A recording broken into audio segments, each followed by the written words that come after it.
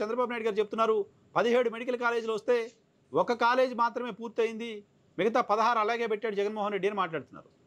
ఈరోజు దగ్గర 17 కాలేజీలుంటే ఒక కాలేజీ మాత్రం మొన్నే పాడేరు ఆపరేషన్ చేశాం.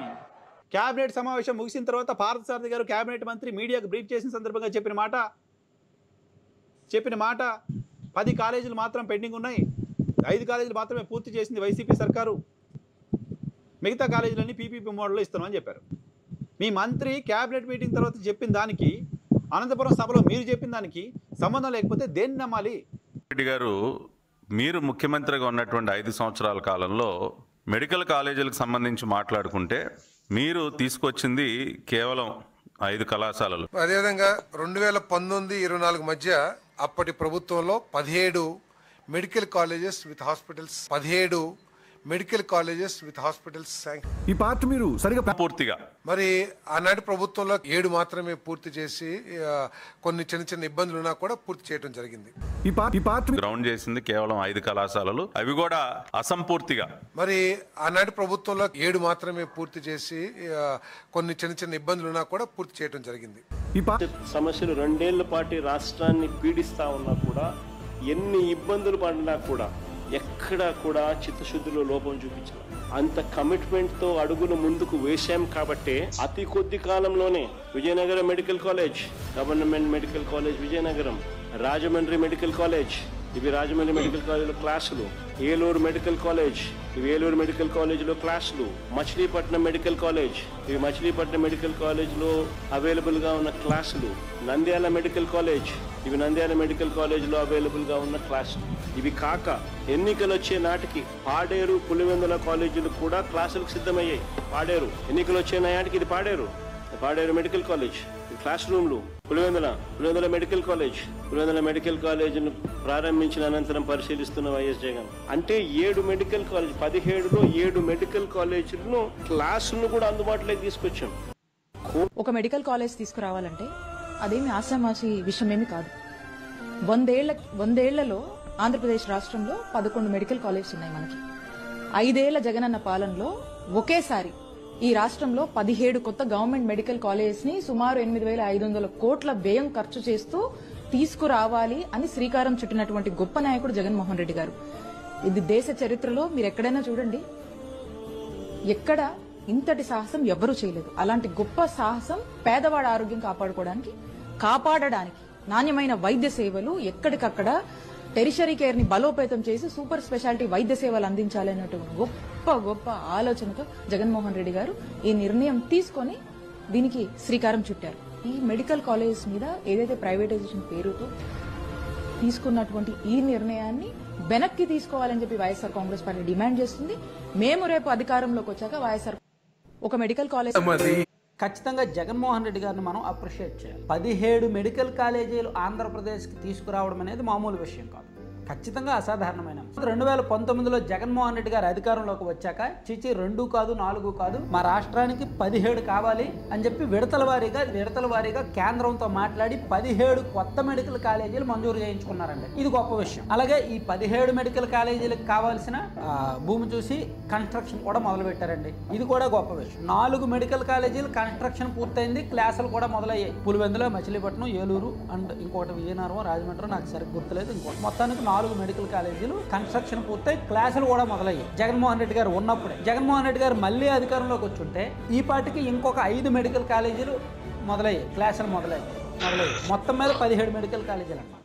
17 మెడికల్ కాలేజీలు ఒకసారి మ్యాప్లు కూడా చూపించాము. ఒకసారి 2023 నుంచి 2019 వరకు ఈ రకంగా ఈ 12 హాస్పిటల్స్ ఈ రకంగా రాష్ట్ర వ్యాప్తంగా అందుబాటులో ఉంటే, వైఎస్ఆర్సీపీ ప్రభుత్వ హయాంలో ఇలా రాష్ట్ర వ్యాప్తంగా జిల్లాలను సంఖ్యను పెంచి ప్రతి జిల్లాలోనూ సూపర్ స్పెషాలిటీ సేవలు అందుబాటులోకి తీసుకొస్తూ 17 కొత్త మెడికల్ కాలేజీలు అందుబాటులోకి తీసుకొచ్చాం. ఒక్కో కాలేజీకి 50 ఎకరాలు కనీసం స్థలం ఉండేట్టుగా, ఒక్కో మెడికల్ కాలేజీకి 500 కోట్ల రూపాయలు ఖర్చు చేస్తూ అన్ని రకాల సదుపాయాలతో ఈ క్యాంపస్లు ఉండేలా చేశాం.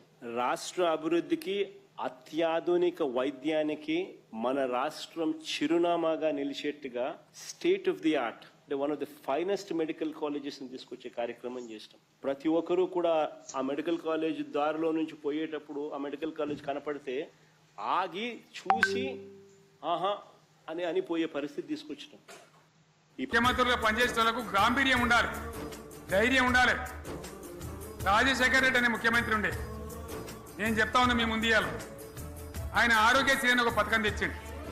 నేను ముఖ్యమంత్రి అయిన తర్వాత అడిగిన, హెల్త్ డిపార్ట్మెంట్ని పిలిచి అడిగిన, ఇది ఏం పథకమైనా బాగుందా అంటే, సార్ మంచిగుంది, ప్రజలకు లాభం అవుతుందని చెప్పింది. నేను చెప్పిన ఆ పథకాన్ని అట్లే పెట్టండి, ఆ పథకం అట్లే ఉండాలని చెప్పిన. అక్కడ చెప్పడం కాదు, నేను అసెంబ్లీలో చెప్పిన, ఇది మా స్కీమ్ కాదు, కాంగ్రెస్ గవర్నమెంట్ ప్రారంభించింది, దాని పేరు కూడా మేము మారుస్తలేం, కానీ కొనసాగించాలని చెప్పినాం, కొనసాగించినాం. అది మీ అందరికి తెలుసు. ముఖ్యమంత్రులు మెడికల్ సీట్ రావడం, మెడికల్ విద్య చదువుకోవడం అంత కష్టము, అంత అరుదైన విషయము. చాలా కాలం పట్టిందిరా వాళ్ళ మైండ్ ని ట్యూన్ చేయడానికి. అది నువ్వు వచ్చి మార్చేస్తావా? క్వాలిటీ ఆఫ్ ఎడ్యుకేషన్ కావాలంటే కాసులు ఖర్చు పెట్టాలి. ఇది డబ్బుండే place. Zero fees zero education, more fees more education, ఇదేరా ఇప్పుడు ట్రెండ్. చూపడం కోసం జగన్మోహన్ రెడ్డి గారు ఆంధ్రప్రదేశ్లో ఉన్న ప్రతి జిల్లాకు, ఆయన ఆ రోజు 25 జిల్లాలకు అనుకున్నాడు కాబట్టి 25 జిల్లాలకు 25 మెడికల్ కాలేజీలు తీసుకొచ్చే ఒక ప్రయత్నం ఎందుకు చేశారు? 2 కారణాలు. ఒక కారణం ఏంటంటే జగన్మోహన్ రెడ్డి గారి దృష్టిలో ఎక్కువ మంది డాక్టర్లు కావాలి. విద్య అనేది గుడిలో దేవుడికి పెట్టే నైవేద్యంతో సమానం సార్. పంచండి, 5 స్టార్ హోటల్లో డిష్ లాగా అమ్మకండి. వచ్చే రెండో కోణం ఏంటంటే మెడికల్ హాస్పిటల్ వస్తుంది.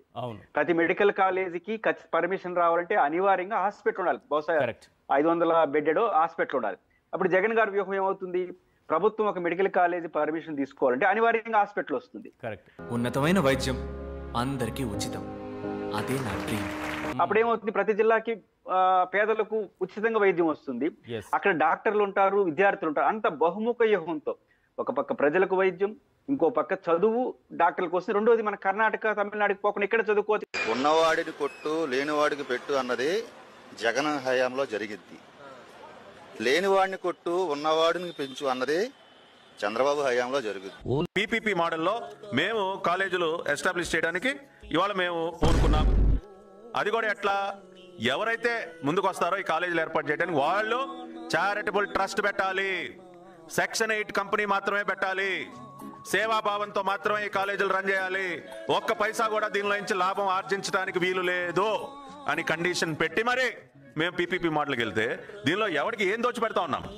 ఇది అబద్ధం. ఇప్పుడు నిజం మాట్లాడుకుందామా? చారిటబుల్ ట్రస్ట్ ఎందుకు? వైద్యం అనేది చారిటీ చేయాల్సిన పని కాదు, ఇట్స్ ఎ రెస్పాన్సిబిలిటీ, గవర్నమెంట్ బాధ్యత. పేదవాడికి మెరుగైన వైద్యం అందించడం గవర్నమెంట్ బాధ్యత. దానికోసమే మిమ్మల్ని ఎన్నుకున్నది, గుడ్డి గుర్రం పళ్ళు తోమడానికి కాదు. పంది పటాభి 10 మెడికల్ కాలేజీలు మెయింటైన్ చేయలేరా గవర్నమెంట్ తరఫున?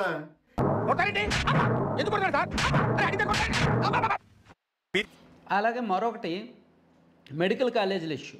అది మాత్రం సీరియస్ సబ్జెక్టు, మంచి సబ్జెక్టు.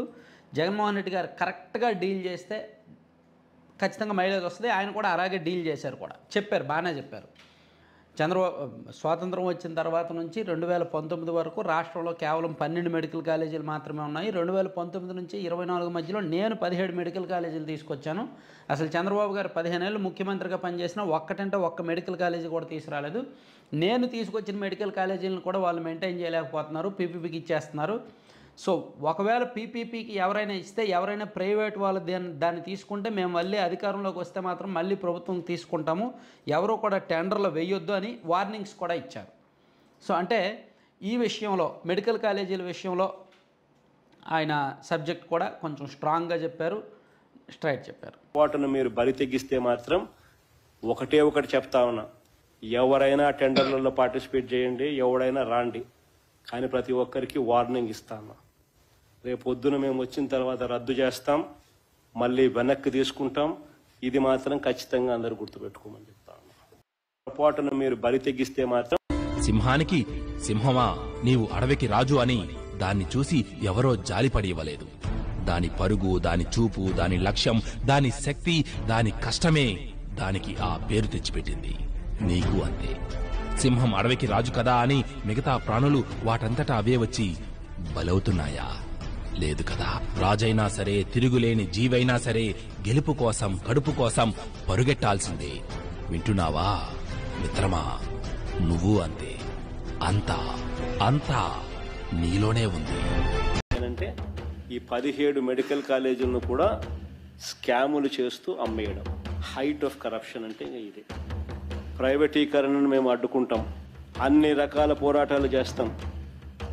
మీ నిర్ణయాన్ని వెనక్కి తీసుకునేంత వరకు ధర్నాలు జరుగుతాయి, ర్యాలీలు జరుగుతాయి, దీక్షలు జరుగుతాయి, నిరసనలు చేస్తాం. ఇది రాష్ట్రానికి సంబంధించిన ఆస్తులు. ఈ ఆస్తుల వల్ల ప్రజలకు మంచి జరుగుతుంది. మీరు చేసినా కూడా పొరపాటును మీరు బరి తెగిస్తే మాత్రం ఒకటే ఒకటి చెప్తా ఉన్నా, ఎవరైనా టెండర్లలో పార్టిసిపేట్ చేయండి, ఎవరైనా రాండి, కానీ ప్రతి ఒక్కరికి వార్నింగ్ ఇస్తాను. రేపు పొద్దున మేము వచ్చిన తర్వాత రద్దు చేస్తాం, మళ్ళీ వెనక్కి తీసుకుంటాం. ఇది మాత్రం ఖచ్చితంగా అందరూ గుర్తుపెట్టుకుంటాం. తక్కువ ఒకసారి అవి కూడా చూపించమా, అసలు ఏం చేసినామని ఒకసారి అవి కూడా ప్లే చేయొచ్చు ఒకసారి. మెడికల్ కాలేజీలు కాక ఇవన్నీ మేము చేసినవి. పలాసలో కిడ్నీ రీసెర్చ్ సెంటర్, శ్రీకాకుళంలో కిడ్నీ వ్యాధిగ్రస్తులకు పర్మనెంట్ సొల్యూషన్ చూపించినాం. దాదాపు 100 కోట్ల ప్రాజెక్టు ఇది. Girls hostel SV medical college Tirupati, institute of mental health at GGH Kadapa, super speciality block at GGH Kadapa. Super speciality block కట్టినాం. బిల్డింగ్ చూడండి ఎంత చక్కగా ఉంది అసలు. Cancer care centre at GGH Kadapa, RIMS GGH Kadapa undergraduate సీట్స్ను పెంచినాం. కర్నూలులో diagnostic block, UG PG girls hostel Kurnool, trauma care block cath lab GGH Kakinada, centre for excellence at government hospital for mental care Visakhapatnam, city diagnostic centre and regional drug store Vijayawada, PG men's hostel SV medical college Tirupati, city diagnostic centre and regional drug store at Tirupati, burns ward Anantapur, state cancer institute Kurnool, RIMS GGH Srikakulam increase in undergraduate seats, city diagnostic centre and regional drug store Visakhapatnam, burns ward GGH Kurnool. Community health centres ఇవి కొన్ని మచ్చుకొని చూపిస్తా ఉన్నాం. పిహెచ్సిలు, village క్లినిక్లు, urban clinics మచ్చుకు కొన్ని చూపించినాం. మేము చేసింది మేము చెప్పుకోవడం మా చేత కాదు, అది మా ప్రాబ్లం.